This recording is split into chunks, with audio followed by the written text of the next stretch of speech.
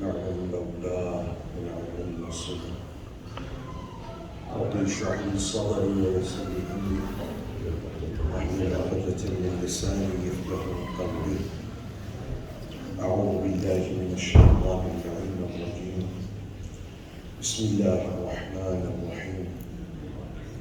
الحمد لله الذي جعل الحمد مفتاحا لذكره وصلدا للمزيد من فضله ودليلا على آلائه وعظمته، ثم الصلاة والسلام والتحية والإكرام على النبي الأمي المكي المدني الهاشمي الذي سمي في السماوات بأحمد وفي الأراضين بأبي القاسم محمد.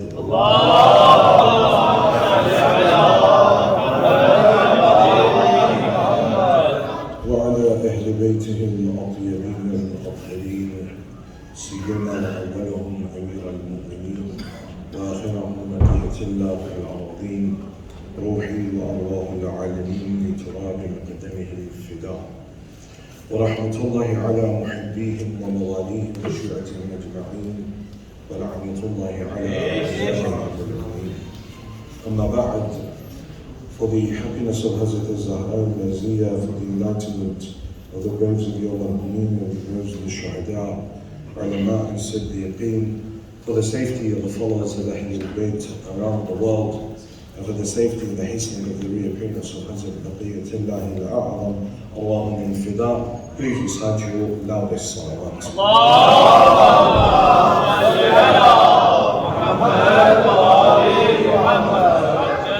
All praise due to Allah subhanahu wa ta'ala, one who is Rahman and one who is Rahim.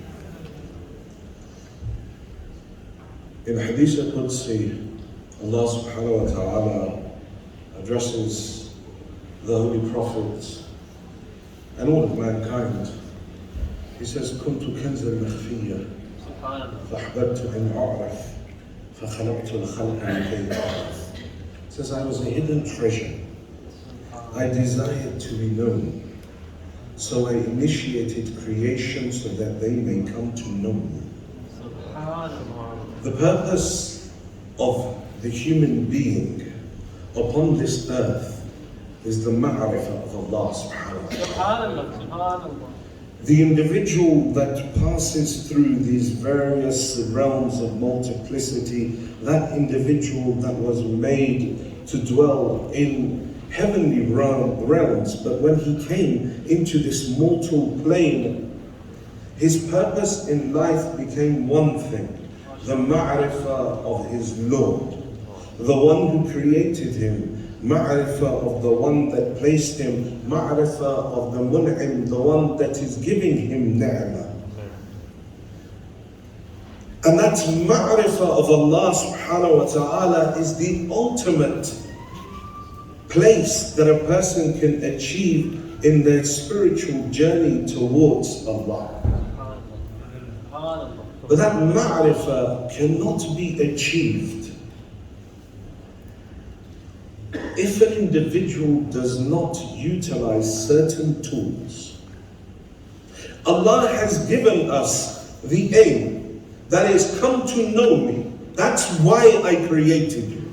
And later on in other parts of Hadith Qudsi, he says, and if you come to know me, I'll give you this, I'll give you this. Hatta he reaches the point where he says, if you come close to me, then I will give you the power to say to something be, and it will become. SubhanAllah. This is where you can go, O son of Adam.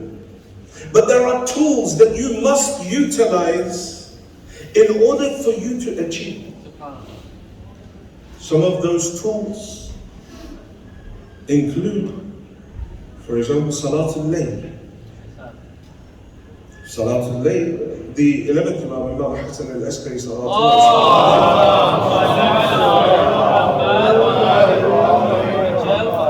He says that this knowing of Allah subhanahu wa ta'ala, safarun, it's a journey. لا يدركه إلا بامتطاع الليل. That it is a journey that cannot be completed unless you utilize the night as your ride. That you mount the ride and you mount the night and use it as your ride towards Allah. Meaning those nights that you stay awake, reciting your Salatul Layl or reciting Quran or Dua or Istighfar are the essential, one of the essential tools towards Allah subhanahu wa ta'ala, towards that ma'rifah of Allah. An individual cannot gain that ma'rifah without this. Then there is a second thing that is so essential that all of the other things that he speaks about or that have been mentioned are mustahabbat. That if a person maybe doesn't use it, they can make up for it from some other place. But there is one such tool that Allah subhanahu wa ta'ala has instructed the son of Adam to use in order to reach his ma'rifah, that if he does not reach it, he can pray as many Salatul Layl as he wants. He can go to as many Hajj and Umrah and Ziyarat and do as much Matam and do as much Salah as he wants. But he will never ever be able to achieve true ma'rifah of Allah. And that is the one who does not do good towards his parents. Hadith from Imam al-Sadiq salawatullah wa salam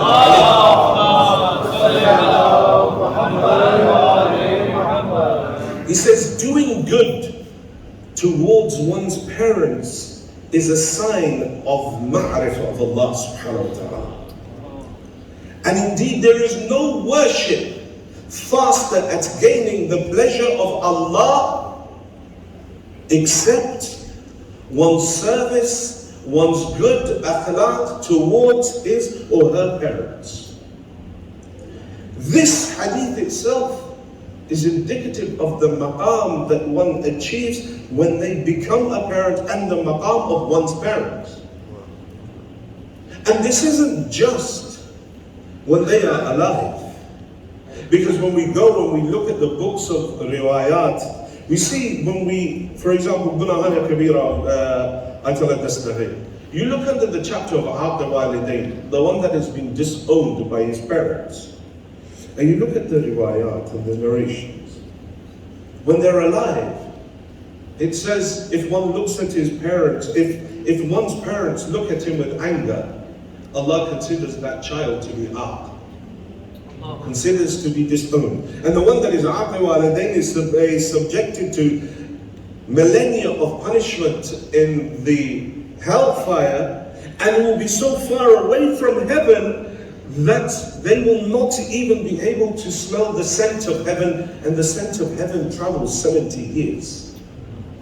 So far away from it they shall be.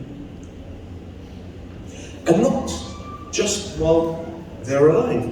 The maqam, the position that the parents hold, is really quite an odd one if one thinks about it.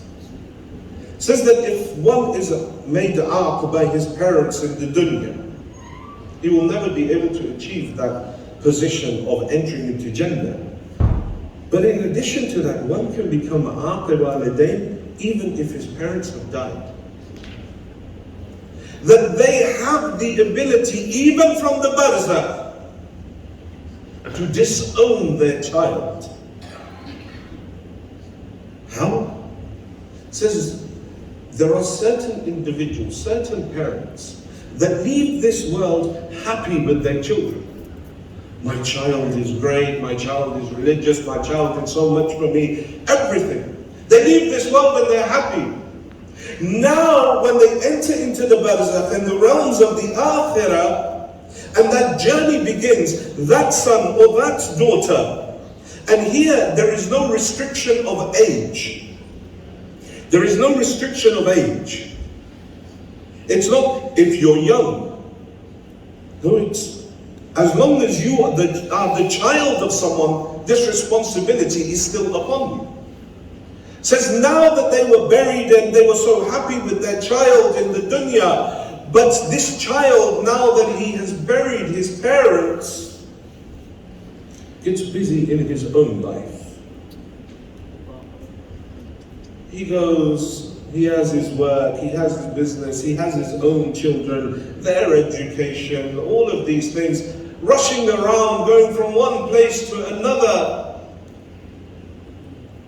When he had initially buried his parents, at that point, at least for 40 days, he was doing Fatiha, he was reciting Quran for them, he was going and he was giving niyaz, he was sponsoring majalis, he was doing everything. Come the 40th, now he becomes busy. One Thursday comes, maybe a Fatiha here and there. 2, 3, a few years go by. Now he forgets. Thursday comes and Thursday goes. Opportunities come and opportunities go. And it does not occur to this child that maybe I should spare a thought for my parents that have left. And so the narration says, from the grave, the parents will raise their hands from within the barzakh and say, Ya Allah, this child of mine has forgotten me. Ya Allah, I disown this child. And this individual will be considered aqi walidain until the day that they die. And on the other side, there are individuals who left this world angry at their children. They disowned them. But the child that remained behind didn't let that get to them. They went, they did Fatiha, they did all of these things. And that parent that had left this world, now from the barzakh, when they're receiving the gifts from their son or daughter, who's doing the Fatiha for them, who's doing majlis for them, whatever it may be, says that parent will raise their hands and say, Oh Allah, I had disowned this child in the dunya, but oh Allah, I now take this child back as my own. Imagine the maqam that the parents have, that they can own and disown a child, not just in the dunya, but also in the akhirah. That position that Allah subhanahu wa ta'ala has granted them. So how is it that I do good? Someone comes to the sixth Imam and they say to him, Ya Ibn Rasulullah, this ayah of the Holy Quran, وَبِالْوَالِدَيْنِ إِحْسَانًا, and do good to your parents. What is this ihsan? What does it mean to do good to my parents? And now that we know, dead or alive,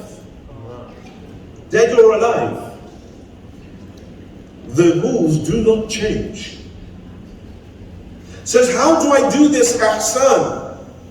What does the Quran mean here? And the Imam says that ihsan here means that you are good with them in your interactions. When you speak to them, you speak to them with akhlaq. You speak to them with respect. You walk alongside. No, not alongside. When you go to this, again, these ahadith of aqi walidain, you will see. It says that the child that walks in front, the son that walks in front of his father, this action is hated by Allah subhanahu wa ta'ala. And He considers this person to be aqi. One who walks ahead of his father. One who's arrogant towards his parents. So he says, ihsan is one that when you interact with them in the best of ways. I can be the nicest, most akhlaqi person in the world, in everything that I do, but the moment it comes to my parents, and especially if those parents of mine are now becoming elderly, all my akhlaq goes out of the window.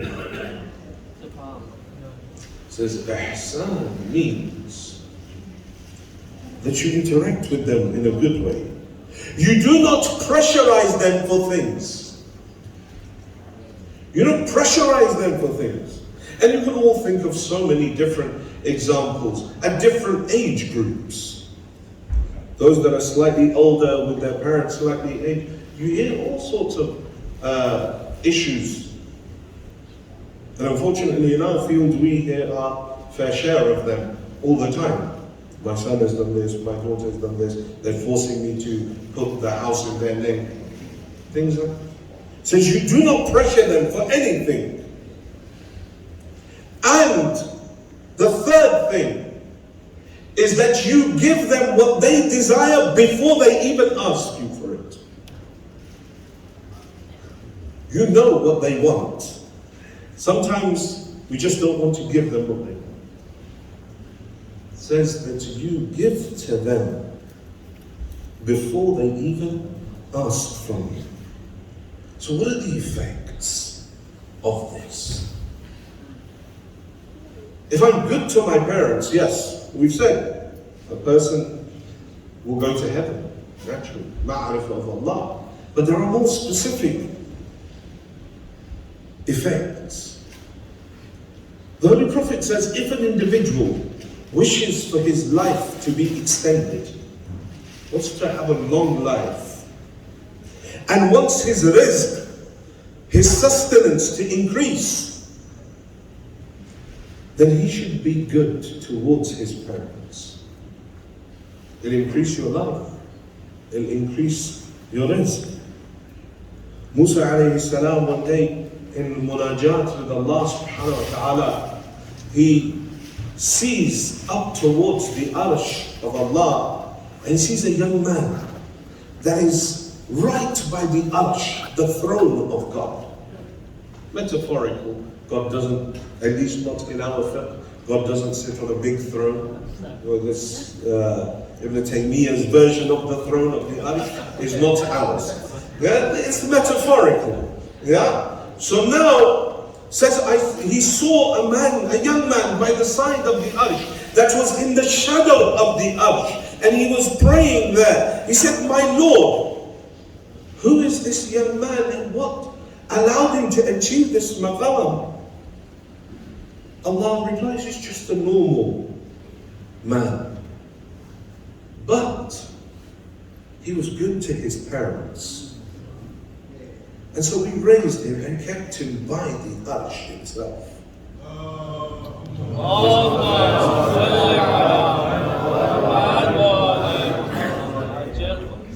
This is an individual who's good to the parents.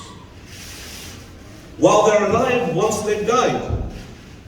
And then if you look at other riwayat, even after they've died, we have riwayat about visiting the graves of your parents. There's a hadith from Rasulullah sallallahu alayhi wa sallam.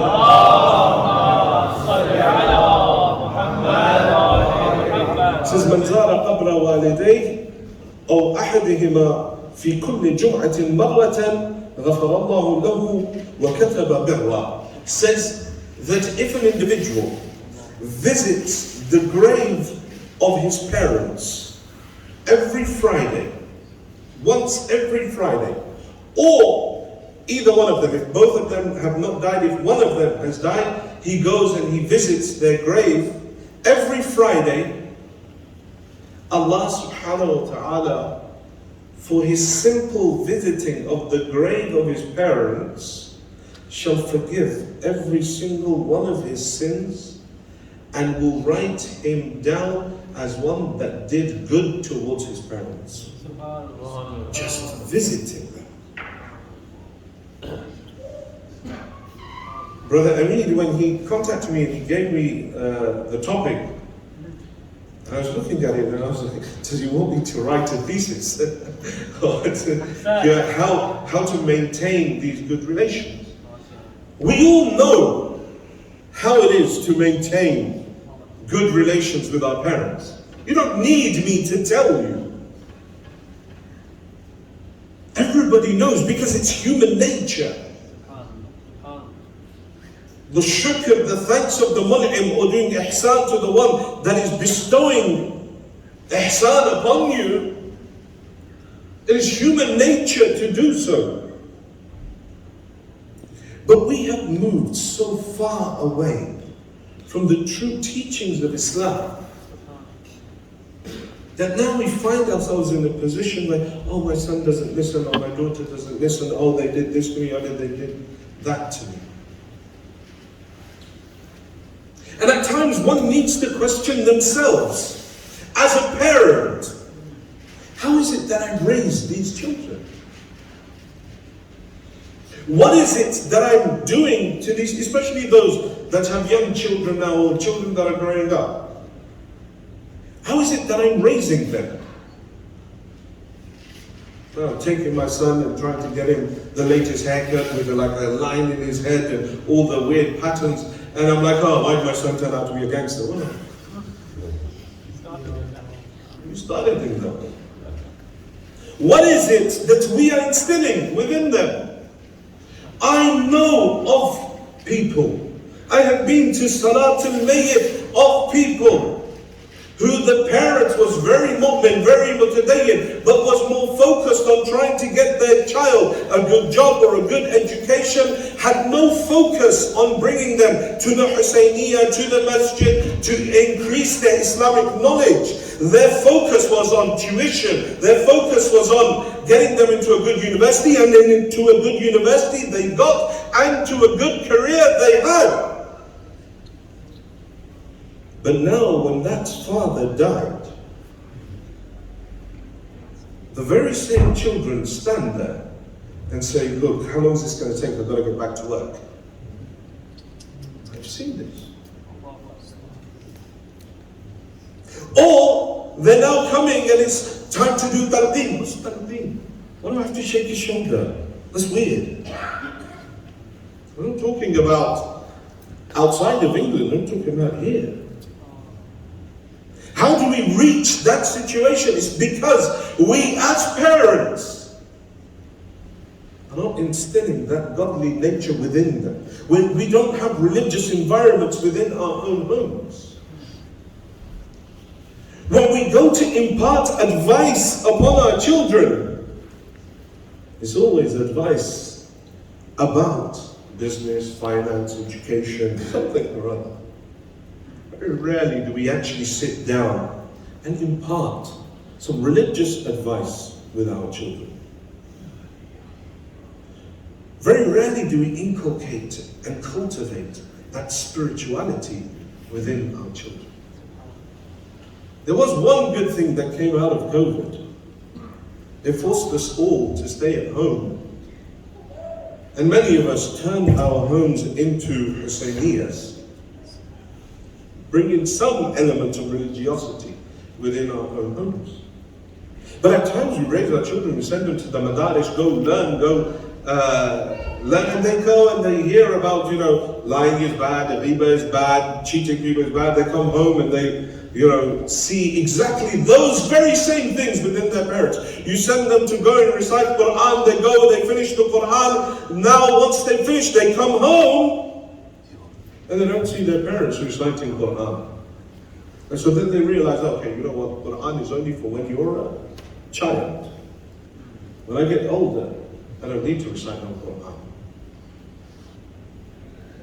And so then we end up in a situation where I'm asking 13, 14, 15-year-olds just to recite the ta'qibat of namaz, and they can't even read the Arabic.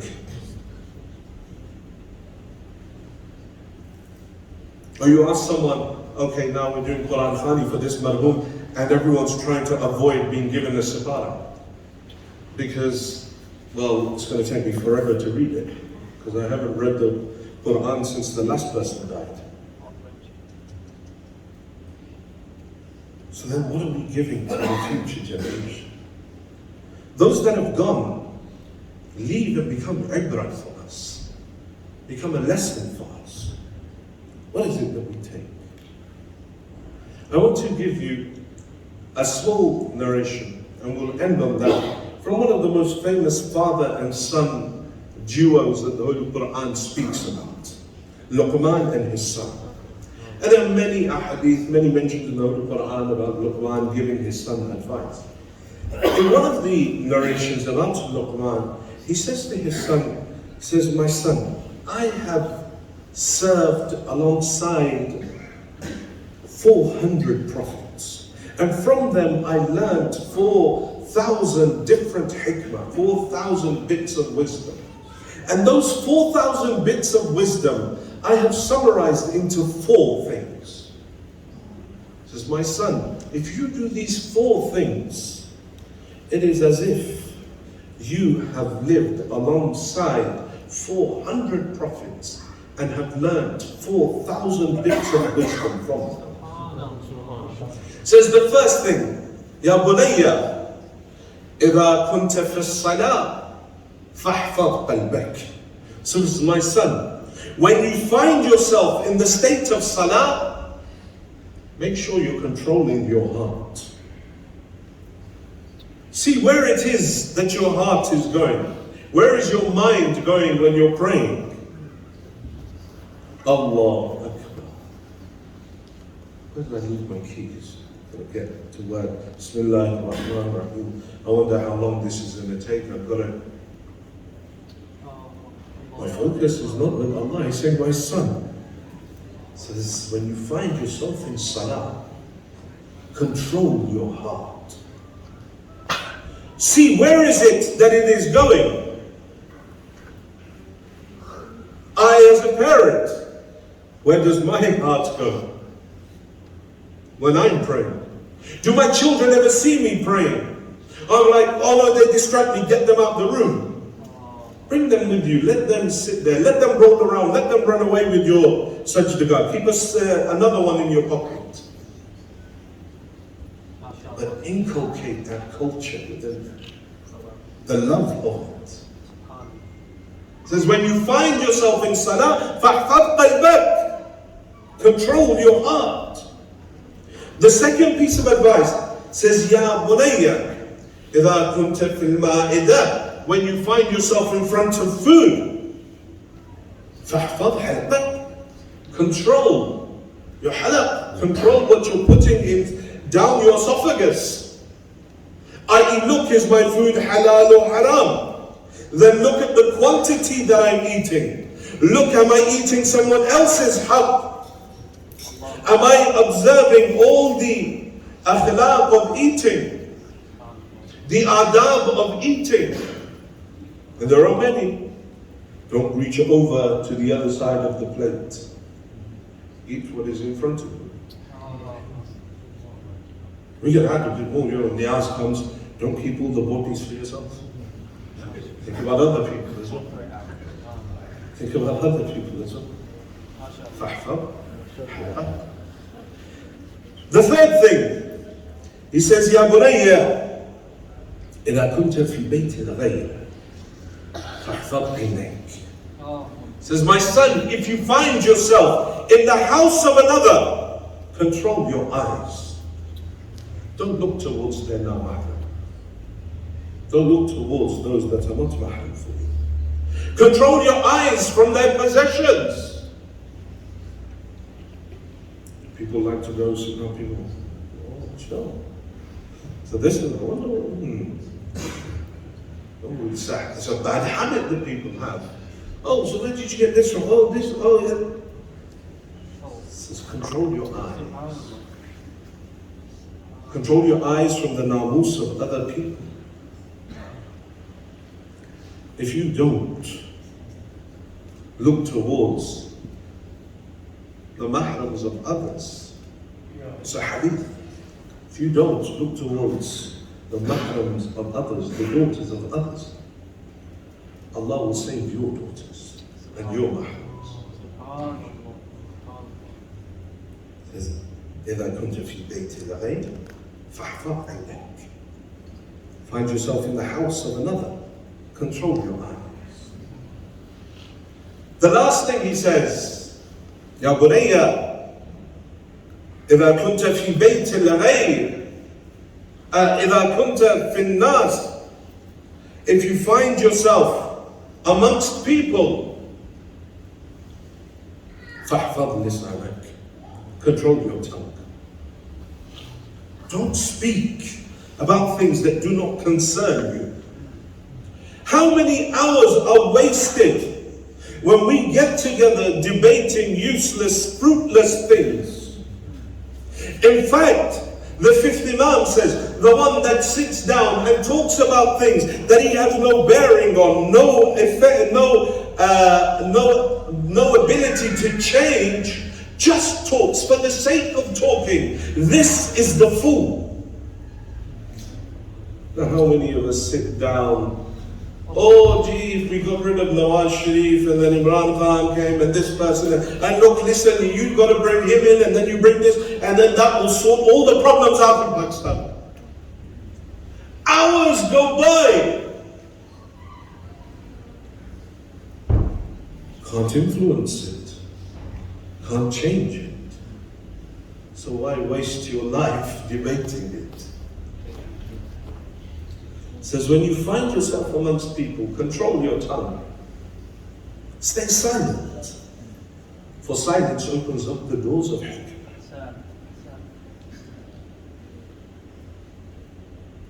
There's so much that can be said about the tongue. But the point of giving you these is that this is one who the Quran praises is not a Nabi. It's just one of the awliya of Allah. But yet, his insights towards his son was so loved by Allah that they became part of the Holy Quran. How is it that we instill that religiosity into our future generations? We're here to remember a mother, to remember an aunt, to remember a parent that has left. But they have left this mortal realm and become an ibrah for us. What is it that we are doing for our future generations? Our masajid are becoming emptier. Our level of Islamic understanding is becoming weaker. Why is it the case? It's a point for us all to think about. I said we've come in order to remember a mother, a parent. And it is the beauty of the madhab of Ahlul Bayt that whenever we go through any sort of trouble in our life, any sort of sorrow, any sort of grief within our life, we take all of our grief and place it in one place. And that is the door of Abu Abdullah. Because through crying for him, not only does it remove our own sorrows, but it also enlightens and illuminates our hearts. Imam al-Rida says to his companion Rayyan ibn Shabib, says, Ya ibn Shabib, in kunta baqiyan li-shay fabkil al-Husayn, فَإِنَّهُ ضُبِحَ كَمَا يُضْبَحُ الْكَبْشِ.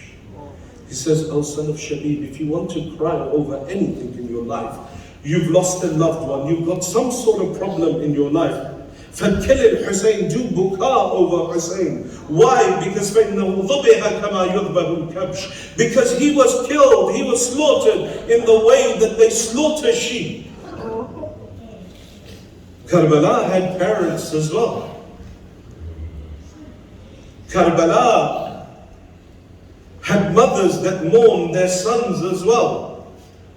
It is the way of the world that the children bury their parents. But Karbala is that place where the father is coming and lifting the body of his own son.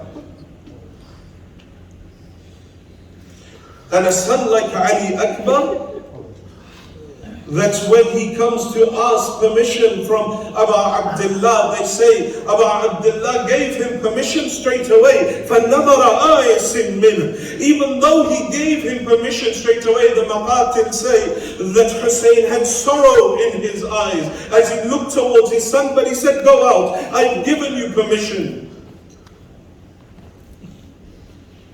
And as that son rode out, he watched the battle. And the mother watched the battle through the face of Abu Abdullah. She knew when the face of Abi Abdullah was happy that her Ali was fine. But when his face became sad, she knew that there was something wrong with her Ali. At one point, when the face of Abi Abdullah becomes worried, she turns to him and said, Ya Abu Abdullah, is my son Ali okay? This is a mother. The maqam of the mother is such that she has that unlimited, limitless love for her children. She says, is my son okay? Abu Abdullah says, Layla, Allah never rejects the dua of a mother. Layla, do dua for your son Ali so that he may return to us. They say Layla went inside the tents. She raised her hands towards the heavens. Will you hear what the dua of Layla is? Ya Ilahi bi'atashi Abi Abdullah. Ilahi bi'ghurbati Abi Abdullah. Ya Rad Yusuf ila Ya'qub. Ya Rad Musa إلى أمه أردد إلي ولدي علي. Oh the one, oh Allah, for the sake of the thirst of Abu Abdullah, oh Allah, for the sake of the loneliness of Abu Abdullah, oh the one that returned Yusuf back to Ya'qub, oh the one that returned Musa back to his mother, return my son Ali back to me one last time. They say Ali killed the individual that he was fighting. He returned back towards the tents. You hear every Muharram, I don't want to recite the whole of the Maqtal of Ali Akbar, but as he rides towards his father, there's one line that breaks the heart of Abi Abdullah. As he rides towards him, Imam Hussein happy seeing his son return, but then instantly becomes saddened hearing what his son is saying to him. He says, Abata al-Atash قد قتلني وثقل الحديد قد أجعدني هل لي شربة الماء من السبيل. Oh Father, the thirst is killing me. Oh Father, the weight of the armor is taking the strength from my body. Is there not a drop of water that Ali can have? How does Hussein give solace to his son? How does he give him solace? My son, be patient. Soon you will drink from the pool of Kawthar, after which there is no thirst. His son returns back. It is the way of the world that the children bury their parents. But when that call was heard, Ya Abata alayka minni salam. They say, how is it Hussein reached the body of his son? Some say he crawled, some say he ran and fell. However he reached the body of his son, all the riwayat end in the same way. They say Hussein threw himself on the body of his son. He wiped away the dirt from his cheeks. He wiped away the blood from his teeth. He placed his cheek on the cheek of his son. He called out, may Allah kill that nation that killed you. What pleasure is there left in this dunya after you? لقد استرحت من هم الدنيا وغمها وأبوك وحيدا فريدا. Oh Ali, you've left this world, but Ali, come and look at your father all alone, having to face the difficulties and the trials of this world. ألا لعنة الله على القوم الظالمين وسيعلم الذين ظلموا إن منقلب ينقلبون. إنا لله وإنا إليه راجعون.